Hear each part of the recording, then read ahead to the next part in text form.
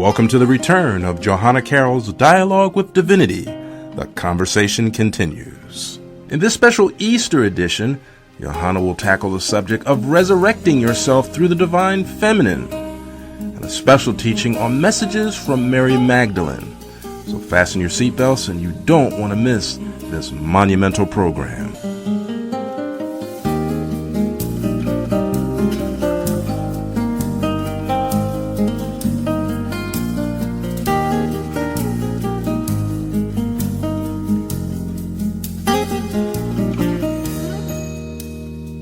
Now we bring you our host, international intuitive, author, and spiritual teacher, Johanna Carroll.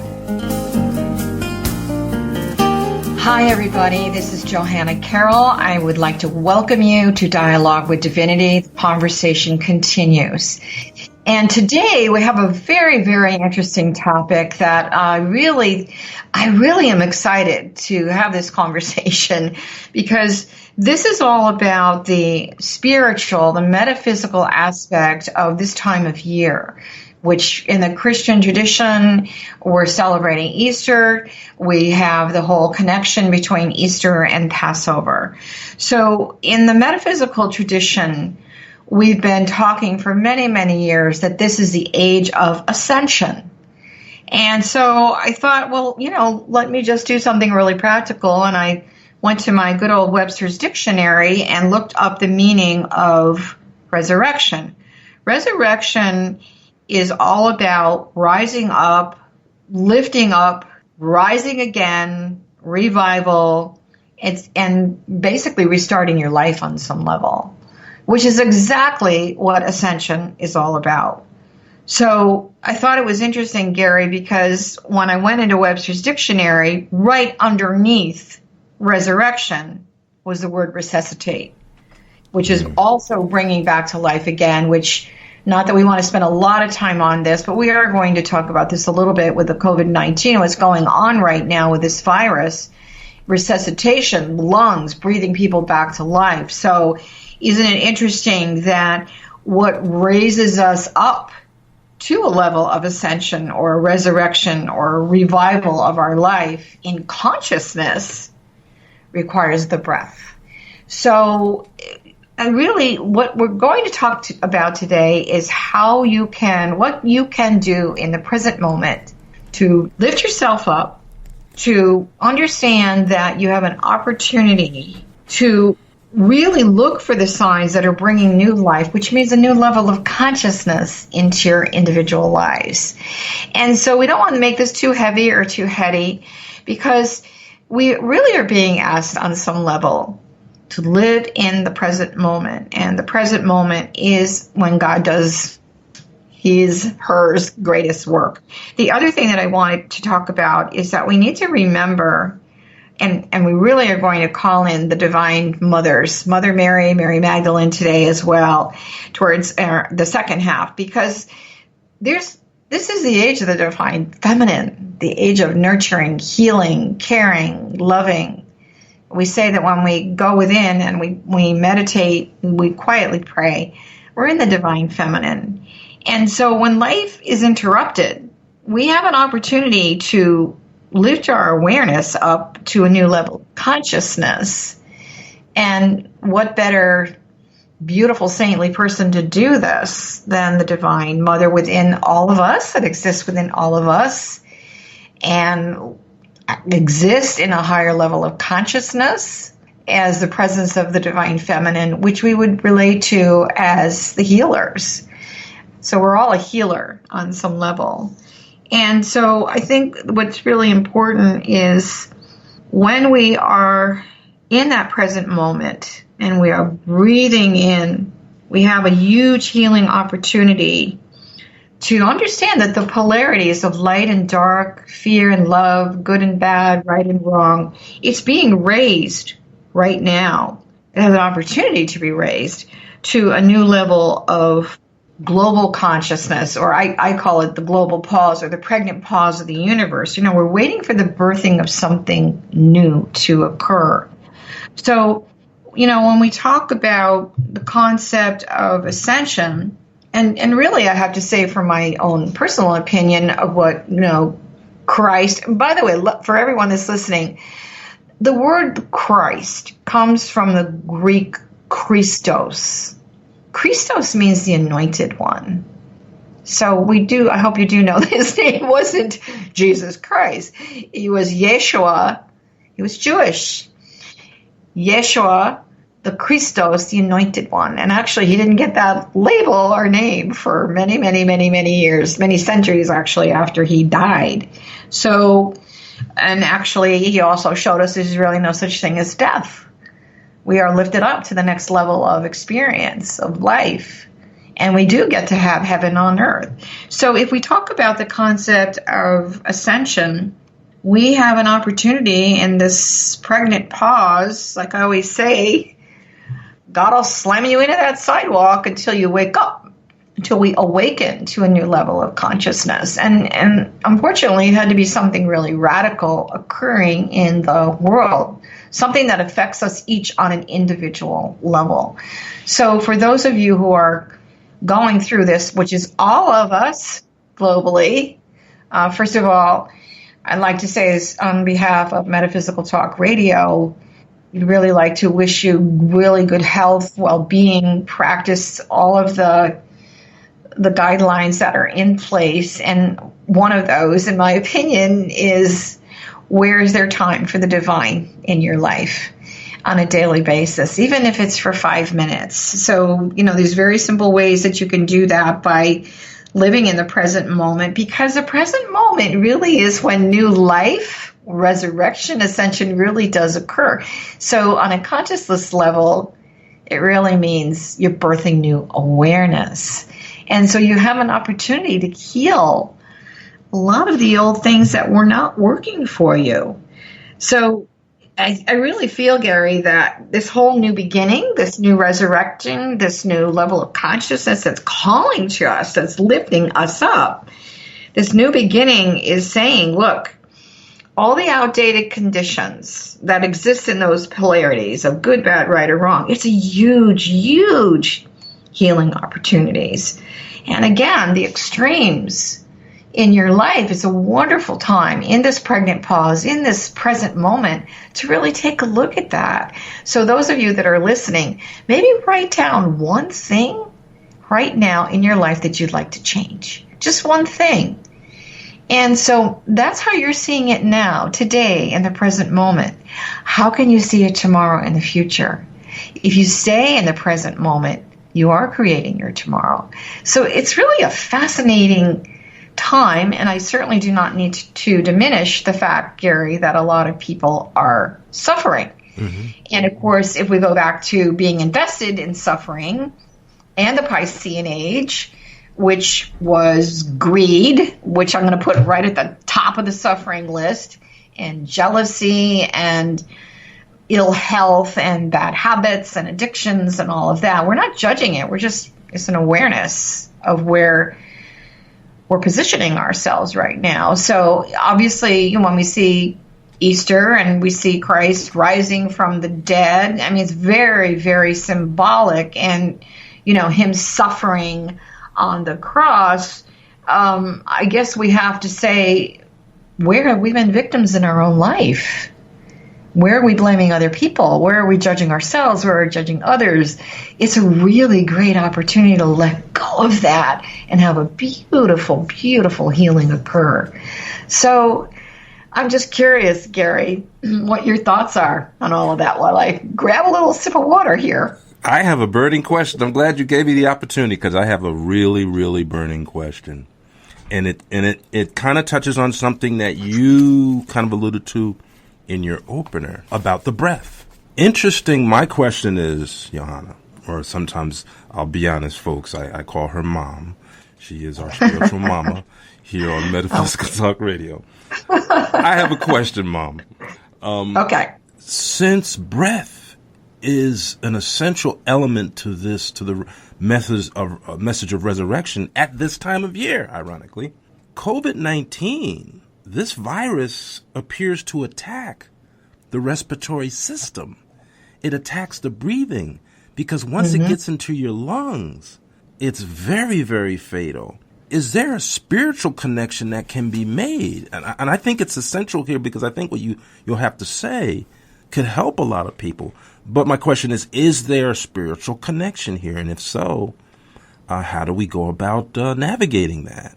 Well, if we look at the body as a temple, because it holds the energy of all that is sacred, it's interesting that we're having this conversation about the breath, because as I was saying, Jesus Christ, the Christos, he actually taught his disciples what's called the Kriya Breath, the anointed breath. And so the disciples were really upset, Mm-hmm. We're never going to see you again. How are we going to have, how are you going to teach us, et cetera, et cetera, et cetera. And so what did he say? If you go within, that's where you'll find me. And let me show you how. So the Kriya is an anointed breath. It's a sacred breath. It's a sacred method of breathing. And basically, for those of you that are listening, it's basically understanding that when you are breathing in oxygen, there is a cleansing, there is a healing that occurs. When you are breathing out, you are breathing out hydrogen. So remember, this is a time where really spirituality and science are in a great relationship right now. And we're understanding not just how the body works, but how the spirit and the presence of the divine in the body supports the body.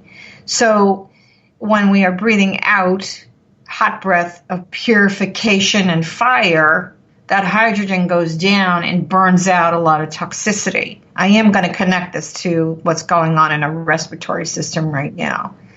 So our breath is considered the chi, the prana, the life force. And our breath, when we release the body and die, is the one thing that we take with us to the levels of higher consciousness, even when we're having a little death and meditation, which sometimes we experience. It's like, okay, I don't feel my body anymore. So when we let go of the body, the breath downloads all the information of our life experience into the level of higher consciousness, heaven, the divine, the universal self, whatever you'd like to call it. So the breath itself, there's the Kriya breath, the anointed, the sacred breath. So for those of you that are listening, just very simply, if you breathe in and you put your hand to your mouth, it's cool, right? It's cold. When you exhale, it's hot.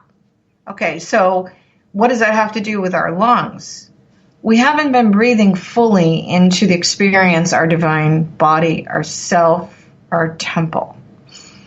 And so are we being punished with this virus? What's really the connection? The connection is, and I really have to use an example here, and I hope she's okay with this. So Heather, who is my virtual assistant, she has the virus, Gary, as you know. And what she's been reporting to me is really pretty phenomenal. She's very, very normally, extremely healthy, no pre-existing conditions. She has no idea where she got this from. And that's another thing that I want to say, not that I'm raising a red flag. This virus is not selective on some level. Initially they said only people that have compromised immune systems, that were older, that had pre-existing condition. There's a 17-year-old boy in this area where I live in Southern California that died recently. So it's not selective as far as how healthy or not healthy you are. But why is it? Why is it affecting the lungs, the breath of life? So is it punishing anybody? It's not punishing anyone. And I know that on some level this is going to sound detached. It's giving that person an opportunity to resurrect themselves to a new level of consciousness. And on an individual level, some people actually are going to be leaving the body. And it sounds horrible. It's like, well, they didn't want to die. That's very, very true. I don't think anyone really says, okay, today I'm going to die. However, if we take a look at the anointed breath and the physical breath working together, I'm going to tell you what Heather's been doing. even though she is suffering and she was told she could not go into the hospital because she didn't meet the requirements, they wouldn't even test her.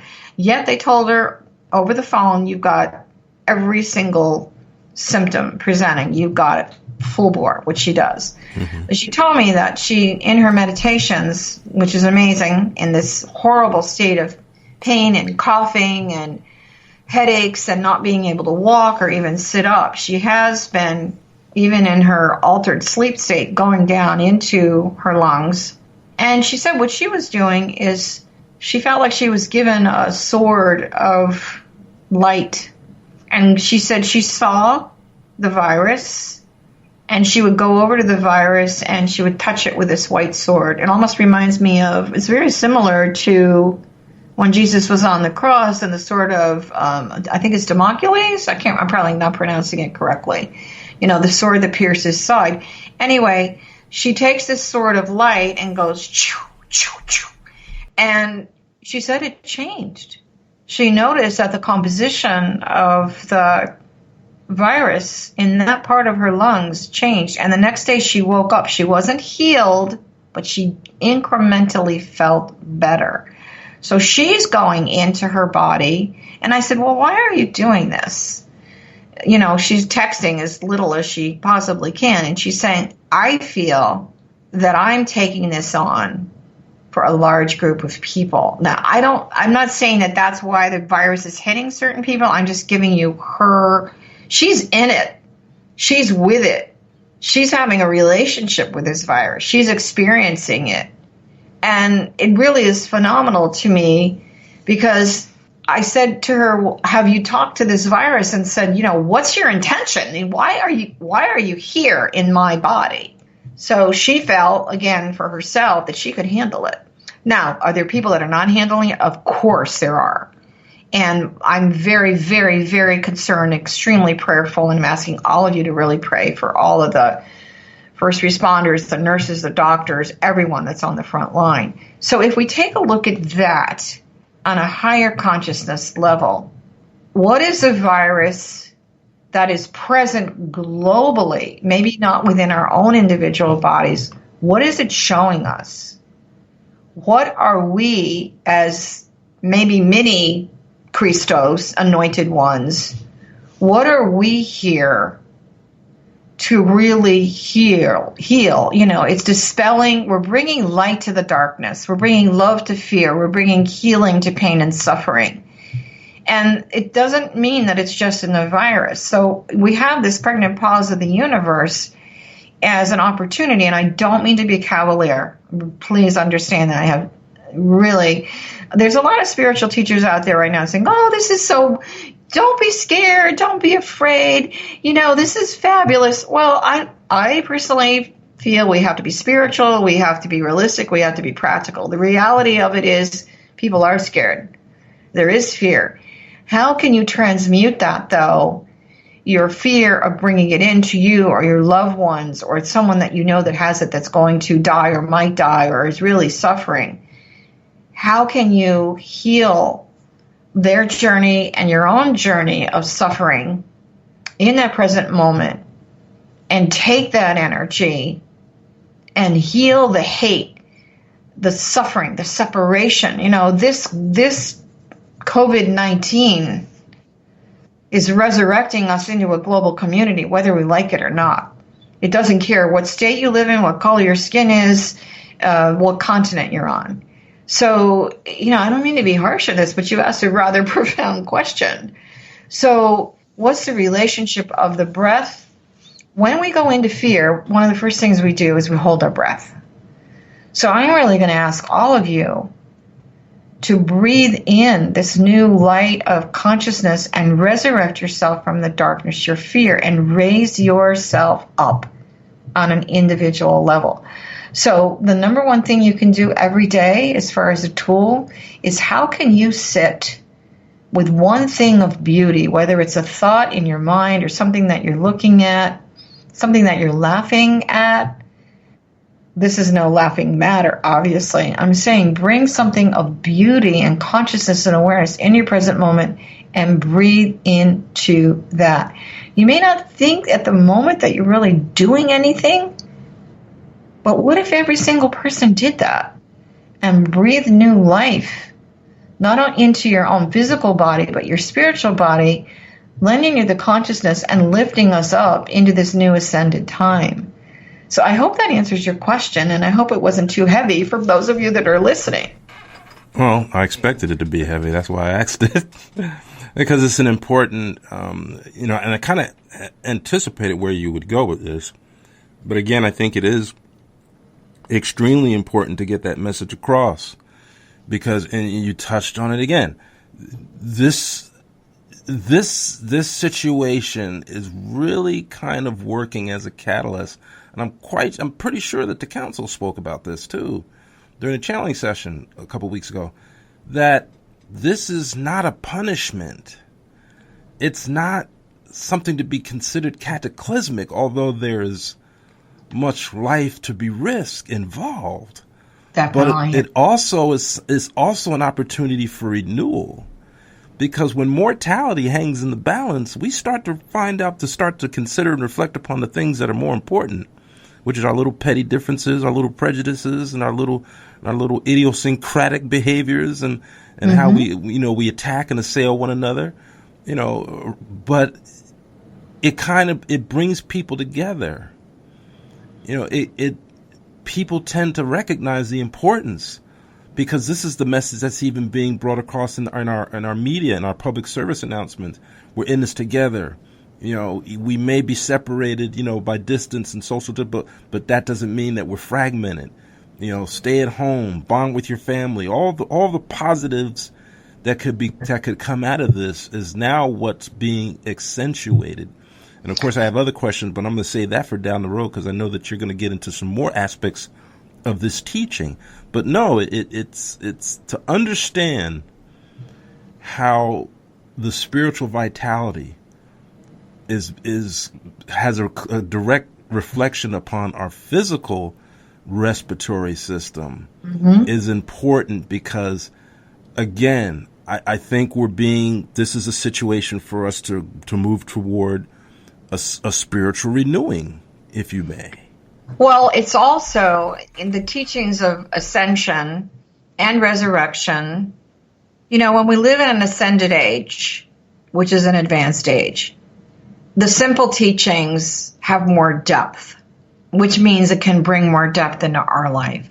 And so, like I said before, whenever we live in the present moment, that's where new life, that's where the true ascension, resurrection, that's when it occurs. You get to affirm your belief that you want to live your life differently. And so when you add to that what the true intention of this age is all about, it's one of oneness, unification, the community of unity. And whenever you do that with compassion for yourself also, for yourself, and awareness and understanding for your friends and your loved ones and your community, when you open up your heart and your mind and your soul to the pain of the world, you help bring suffering beings back into the land of the living.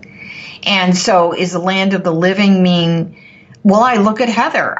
There's no doubt in my mind, if she was another person in another physical state, that she would not be in her physical body right now. Yet, here she is going through this journey of suffering. And believe me, she is suffering. This is no joke. This virus is no joke. We need to take this seriously. Yet, there is a part of her through that suffering where she is being reborn, resurrected, lifted up into what? A new level of consciousness and oneness. And she has people, just like many people all over the world, praying for her. And don't think that prayer and the frequency or the energy of that ascended consciousness doesn't have the ability to heal. Because see, here's the thing. When we cultivate the joy and the art of connections through spirit, all the walls of separation come crashing down. And so new life gets what? Gets to spring up out of that rubble. It's a visual. So I really feel that we have to have some kind of sacred or devotional activity. And for many, this is not about religion, by the way. It can be, look what a lot of people are doing. They're eating healthier meals. They're cooking things they've never cooked before. They're spending more time with their family. A lot of mothers, and God bless them, it's hard. They've become the teacher now. There's a lot of homeschooling going on. However, our families being unified. Maybe they're being forced to unify the community of oneness. And then I look at the technology, which is fabulous. All these Zoom meetings that are going on. People are Skyping. I mean, we're really using the sacredness of technology to bring us together, to slow down and to really review what are we going to take with us when this is, if we think that life's going to go back to normal, there's a new normal. And I think everybody's really aware of that. But you have an opportunity to decide, what's that new normal going to be? So I think we need to take a little break. It's a heavy discussion. And guess what? When you come back, the Mother Marys are here. Let's get some conversation with the Divine Feminine so that you're not left in the dark. And in your prayers and in your breathing, we can breathe new life into your intention for today, which will carry you into the future. So we're going to be right back. We're going to take a quick break.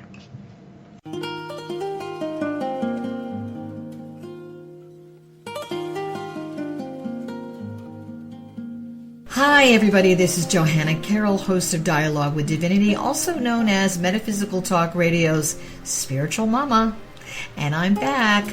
We did Dialogue with Divinity radio show for 9 years. I took a little break, and I decided in this tumultuous time that we're living in, I needed to come back. So here we are. I also want to remind you that our show, it has a live schedule. You can check that out here on metaphysicaltalkradio.com. And also you can go to my website, Johanna Carroll, JohannaCarroll.com for all my offerings, which include my books, my training sessions, and I'm so excited to tell you that I'm getting ready to launch an online school that is intended to inspire you, motivate you, give you really great tools to really live the best life possible. So thanks for stopping in to Metaphysical Talk Radio. I hope you have a beautiful, blessed day, and I will see you soon. Bye for now. You can tune in to previous episodes of Johanna's programs from previous seasons on our live stream and on our on-demand page. We also encourage you to join us for the return of Dialogue with Divinity. The conversation continues every Sunday, Tuesday, and Saturday at 9 a.m. and 9 p.m. Eastern Standard Time right here on Metaphysical Talk Radio.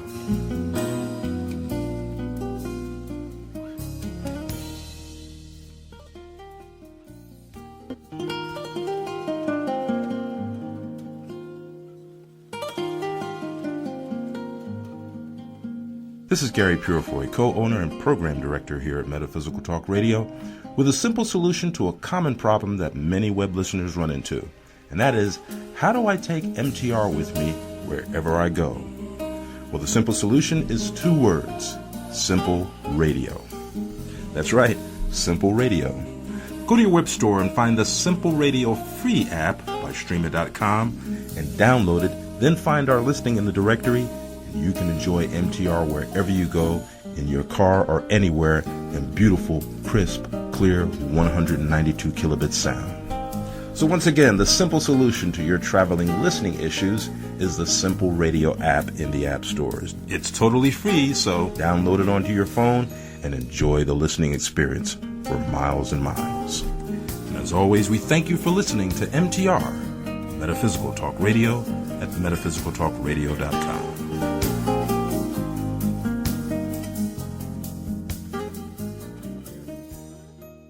I also want to take this opportunity to announce what will be going on its 3rd week, the Global Meditation and Prayer, Johanna, which you are doing on Zoom video. And right. So far it's been growing exponentially. I think prayer meditation is needed. So give the listeners a chance of where they can find information to join you every Sunday. Yeah, first of all, anyone that is interested, please feel free to just email me, johanna@johannacarroll.com. If you go on my Facebook page, you'll see that we're announcing the link, and the reality is that it's a very, very simple process. Our intention was to give you a little bit of a spiritual insight, then we go into prayer, then we go to meditation, and then you have an opportunity for questions and answers. So it's about 45 minutes, sometimes an hour long. It is a global. We've got people from all over the world signing in. And if you go again to my Facebook page is probably the easiest place to find that. And also if you go on to Spiritual Seekers, that's a Facebook group, you'll find all the information there. So it's every Sunday. I'm in California, so it's 11 a.m. California time. You'll have to figure out the time zones on your own, but it's really, really, I'm getting such beautiful feedback, Gary. I'm so glad that we decided to do this. It's really fabulous. Well, and also, by the way, I think you're putting it up on Metaphysical Talk Radio site. Yes, it's there. Yeah, so you can also go there. So because you're listening to our show, go to metaphysicaltalkradio.com and you'll find the Zoom link there. So I thought, because I wrote a book many years ago that was channeled by Mary Magdalene, I wanted, and I feel her whenever we do these talks. I always feel her around. She kind of shows up and goes behind me and puts her hands on my shoulder. So I thought I would pull out the book. The book is called My Greatest Love, My Greatest Sorrow. And it's really talking about her relationship as a woman and a healer with Yeshua. And so in the very back of the book, she talks about quiet moments with God. And it's really beautiful because she talks about the breath. And she talks about, her first introduction to God came through my ritual at the waters with my mother and with the birthing women. So, this is where women went to the water to birth their children. And water became an element of great importance to me. For not only did we cleanse and heal with this, we purified through the bathing rituals of the temples, for water is sacred. My mother would breathe in long breaths, and as her sweet smell surrounded me, I felt loved. We would sit in silence just like that, and I could feel her heart beating as I floated in and out of sleep, a baby's sleep. I would nap while she communed with God through nature. It was only natural for me as I grew that being outside with the sounds of the world caressing me revealed God as loving and powerful at the same time. I began to know God simply as a connection to all that existed. So from the time she had memory from the time she was a baby being held in her mother's arms. She was awake and aware at a very young age, as a lot of ascended masters were. I say, be the master of your mind and the mistress of your soul. And so that's divine feminine, divine masculine energy. And, I would say, not that I want to get too religious here, but, a lot of the women that were significant healers, they suffered. They suffered with their healing, for their healing. And so, in terms of what we're going through right now, I went to one of the sections in the book. It's actually on page 137. And not that I'm trying to sell you books, but if you do want to buy this book, it's on Amazon.com. My Greatest Love, My Greatest Sorrow. It's Mary Magdalene. She really speaks. It's a beautiful love story, divine love story. So this is what she says about faith. Faith is a thought, a feeling, a knowing that continues to stretch the hands of mankind in folded prayer. It is in and through this act of faith or prayer that we see, feel, and know your hopes for a better way. So she's actually speaking to the reader. Have confidence in your ability through your faith and your hope to know your belief within yourself. See, she's not talking about religion. She's talking about believing in yourself. This bright light of holiness shall carry you through the darkest nights into a dawn filled with the promise of a new beginning. For without faith, you are empty. And again, it's belief in the greater power of goodness, love, compassion, wisdom, understanding. I think we kind of confuse, and for many people, you can discover this through your faith. You can discover your private personal relationship with God, Spirit, Universe by believing in yourself. The dogma, the lessons, the teaching, the sangha, as many people call it in other traditions, that's the wisdom. That's sangha's the community. We have the dharma, that's the lessons, etc. That's just a guidepost for you. Your relationship to the divine, and I really feel that the mothers, the Marys, Mary was a title. It wasn't like Mary Smith, Mary Jones. Mary was a very, very sacred title that was given to this group of women that follow these divine masters. And if you look through all the traditional religions, particularly in the Hebrew tradition, you'll see the story of Rachel and Sarah and Rebecca, and the women were always there. Unfortunately, they've been pushed into the shadows, but in the age of the divine feminine that we're in right now, they are front and center, because she's saying in this book, you have the power to overcome all of these adversities and struggles. Through your belief in yourself, you will rise, resurrection, ascend, above the path of the world that can continually pull you down. As you rise higher into the light streams and the threads of divine love, you will be the article of faith, representing your soul to the entire world. Yet, you must know, believe, and feel this in every particle of thy being. Listen to this again, Gary. This is like, you will be the article of faith, representing your soul to the entire world. We're being called to this. There's lots of sacred teachings out there.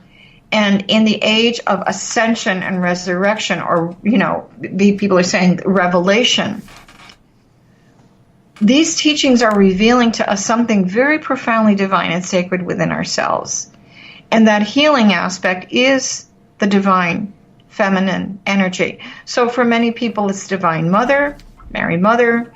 In all the traditions, they're in the, I have Kuan Yin all over my house. Kuan Yin is considered to be the goddess of compassion.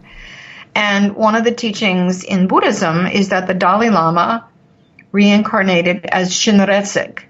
Shinretsig is the divine masculine aspect of compassion, and Kuan Yin is the divine feminine aspect of compassion. It's compassion for ourselves, compassion for the world, so that the world and the consciousness can be healed and lifted, resurrected, ascended, revealed to a whole new level. So we have a great, great opportunity. Does it mean that your faith is not a comfort to you? The main thing is really, I really feel that she's saying it. You've got to believe in yourself. What is the God-like, saintly-like, sacred-like, divine-like, whatever you'd like to label it? What are those aspects of you? And I think this time, this pregnant pause of the universe with COVID is saying, look at that. Reveal that to yourself. Because if we don't have some kind of prayerful expression or connection to the divine within ourselves that can take us up to a higher level, resurrection, ascension, etc., we will be lost on some level. Does it mean we'll die in the physical body because of a virus? Well, there's another kind of a virus, which is fear and ignorance and greed and hate and jealousy. Those are old energies. They're outdated. So it's the divine feminine, the mothers, the Marys, the healers, the Mother Mary, the Mary Magdalene, all the saints, all the sages from all cultures, they are in unison right now, taking us by the hand and raising us up. For some people, it actually may be that they leave their physical body, so they attain that in another way. And then we're being asked, first of all, how are you treating your body? You know, drugs, alcohol, too much sex, all of that. You know, it's not a judgment. It's just an observation. It's time to do some house cleaning and let the mothers, the divine feminine energy help you. So it's really profound. I mean, it's really interesting, Gary, you know, this book with Mary Magdalene, this was written a while ago because I had gone to Italy, and actually it was written in 2013, so it was written 7 years ago. I had gone to Italy. I was in the Uffizi Gallery, which is in Florence. I was walking along like I always do, just show me, I let Spirit guide me, standing right in front of Botticelli's Venus Rising from the Sea. Could not stop crying. And I just felt like, you know, what is this showing me? So I came home and I did some research. And in the metaphysical community, it is a representation of Mary Magdalene arriving in France, which is where she went after the crucifixion. And so then there's a whole other story about what she went through and everything. And so I thought, wow, why was I crying so much? And then she started to talk to me. And then it was a great honor to be the scribe for this book. So she talks about her relationship with Yeshua, the group of healers that she founded in France afterwards. She was an herbalist. She was a healer. It's a really beautiful story. She talks about children. You know, she talks about the fact that we are guardians of these angels. They're the result of divine intention to once again share and know love. So she even talks about the fact that small flowers are children, bursting forth with light and innocence. So it just, the symbology and the teachings in this book, really, really fabulous. So, and we're all concerned for our children and our mothers, you know, and we have the opportunity to really heal and be the healer that we really are. It's no accident we were all born in this age, by the way. So I don't mean to be lecturing all of you. However, when I was a child and I was raised in a Catholic religion, I remember hearing, you know, the women didn't get a lot of good press, and it was upsetting to me. And even as a small child, I'd say, that's not true. That's not true. That's not true. So Mary Magdalene, who's my girl, I'm so connected to her. In 1962, and I'm not sure a lot of you are aware of this, but the Vatican came out and said that they rescinded or took back the comment and they stated she was not a prostitute. So whether that was preached all over the world or not, I do not know, but you can certainly go on the internet and check it out. She was not a prostitute. So she was a very, very special disciple for Yeshua, and she was being taught, and she had her own follower of women. And I feel that we're all part of that. It doesn't matter if you're man, woman, we're all being called to divine masculine, divine feminine healing energy. That's what oneness, that's what unity really is all about. So it's beautiful. So how are you nurturing yourself? You know, that's really the big question. Where is the healer that exists within you right now? I mean, I look at Heather and what she's doing. Oh my gosh, talk about a healer. And she's healing this energy for all of us to have greater awareness. So, what are the messages from the mothers? How to nurture and heal yourself, and the breath of life, the chi, the prana, the life force. How do you transmute it? How do you transfigure it? How do you change it? That's very thought-provoking. As a matter of fact, Johanna, I wanted to kind of set this up for you. We have about, it looks like we have about maybe 12 minutes left. Okay. 12, 13 minutes left. But I want to kind of serve this up for you. We know about the persecution of people.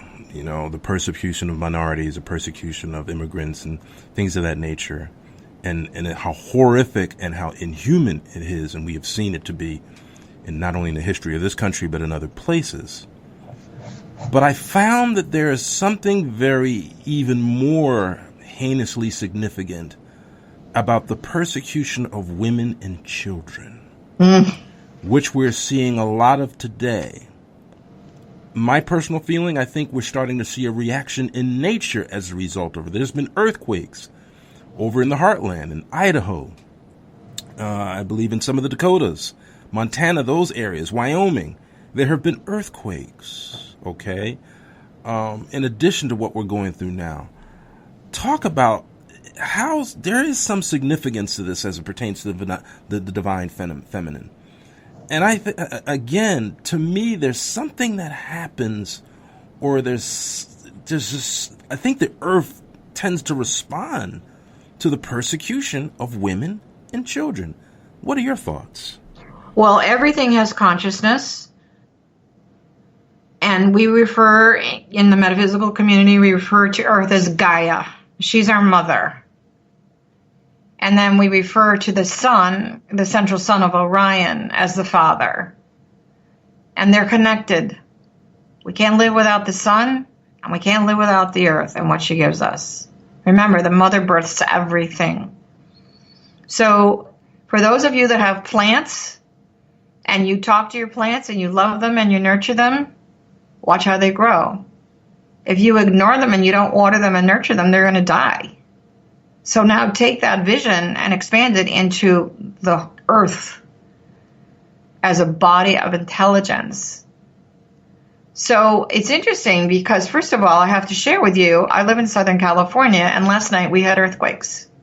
I thought it was a truck coming up the hill, and then I find out it was actually a series of earthquakes out in the desert. I don't live in the desert. I live near the ocean. Yeah, we felt it. So everyone's saying, okay, what's next? Locusts?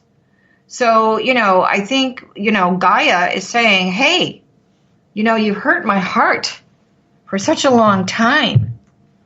I'm the heart of Mother Earth. I give you life. Where's all our food come from? The soil. Right now, I was looking at this the other day. It was really rather interesting that they're saying the ozone layer around the Earth is getting clearer than it's ever been. Less pollution, right? So the airplanes, not as many flights. We got to look at all these combining factors. You can only beat up Mother Earth so long, and in the age of the divine feminine, she's going to stand up like a roaring lion and saying, enough, enough. You can't treat me like this anymore. And so I think women, and with the Me Too movement and all that, we've had enough. We've had enough. And it's not coming from a victim consciousness. It's coming from a desire to be heard, seen, yes, listened to, and respected, that we have a lot of wisdom as natural healers intuitively. And this doesn't mean you're a Reiki master or a massage therapist or anything like that. You are innately a healer. So that divine feminine energy lives in all of us. It doesn't matter if you're male or female in your physical, sexual orientation. The divine feminine, divine masculine is there. So the aspect of divine mother, Gaia, the healer, is being called, activated, woken up. Look what you're all doing right now. You're doing things to heal and help your own physical body, hopefully, your family, the people that you love. Whenever you do that, you raise the consciousness of healing to a new level. That's what living heaven on earth really means. So, at one time, and this drove me nuts, of course, is because I'm a child of the 60s, the women's movement, and sometimes, the women of my generation are like, what have we accomplished? Have we slid backwards? It's like, okay, guess what? Get your bootstraps on, sister, we're going out in the world again. So we're tired of being called the weaker sex. The divine feminine energy, Gaia, is being, she's showing us, pay attention. Now, on the scientific side of it, and we do have to look at that, So we have the energy of consciousness and the spiritual side of it. We have to look at the scientific side of it. None of us, or a lot of us, have not lived through major events as far as, the earth changing itself. Major earthquakes, major fires. So there is a natural cycle in nature. Mother Nature knows what she's doing. She really does. But you cannot beat Mother Nature up until, she's had enough and says, I'm done, So in the world of science, these are natural scientific cycles that maybe didn't happen for, thousands of years ago. So we've never personally experienced it. Are we being punished? We're not being punished. None of this is punishment. And that comes from the Piscean age of fear. We're being asked to be aware. We're being asked to wake up. So we have to look at the first body of intelligence, which is our home, which is Gaia, which is Mother Earth, which is fed and nurtured by what? The central sun of Orion. We need both. What would we do without the masculine energy of the sun lighting our way, healing the earth, giving, all of the energy so that things can grow? It's such a huge metaphor, all of it, for the opportunity of awareness to really sink in. Is everybody going to get this? I don't believe so. And yet maybe on some level, I always say the universe knows what it's doing. Maybe on some level, that's part of the play as well. And so as far as the persecution of the minorities and women being the weaker sex, let me tell you something, Gary. And this is not a prediction, it's just an opinion. Mm-hmm. What happens when the children of these people who have been persecuted, when they grow up as adults? What's going to happen in terms of their positioning themselves and their intention for living their life and out in the world? Are we going to create more peace, or are we going to create more war? We really have to be, it's a warring energy. It's a conflict of the polarities, which is we're being asked not to go into battle anymore, walk off the battlefield. And when I say that, it's a spiritual war that I'm talking about. Yeah. And so we have to take a look on an individual level. Where are you in conflict with yourself? Are you feeding into that? I mean, children, women, they've been a manipulated tool for a long, long time. And so have a lot of men been told, you need to be tough, you need to be a guy, suck it up, men don't act like that. Well, that's not what this age is all about. Yeah. It's very interesting. This is an interesting conversation we're having really today, because it's pretty intense, right? Well, it is, and I think it's necessary. I think a lot of these discussions will need to be had, and I think for the most part, I think it's even more the reason why I think it's good for people to spend time, as they have been every Sunday in your meditations and prayer moments. Just a lot to reflect upon, because if you look at things as they are happening, I can go all day. In fact, I can even write a book as to why things are the way they are. But the answers are just as we described here in this program. And the significance of the divine feminine energy is, as you explained, recognizing and giving that respect and understanding from hence, because from hence where our lives come from hence are we born, is from our mothers. That's where. Yeah, the other thing I always say is, let's put our spiritual glasses on. Put your spiritual glasses on. How can you look at your life differently? And you know why? Because the natural state of the soul is joy, peace, happiness. Why wouldn't we want to be in that land of awareness? Why would we not want that in our lives? We've got to get off the treadmill of craziness. So it's really an interesting time. So for those of you that are listening, I want to close with a healing prayer. Heavenly Father, Divine Mother, please fill us with the love and the light of awareness, calmness, peace, as we carefully walk upon the earth right now, we are each in a field of unknown that we know in our hearts and our souls as we reach to the heavenly healers who are here to help us. We ask that you support and bring the energy of love, kindness, compassion, wisdom, and understanding to all sentient beings. That this time in history that we are going through does not paralyze us, but lifts us up to the field of oneness, unity, compassion, joy, kindness.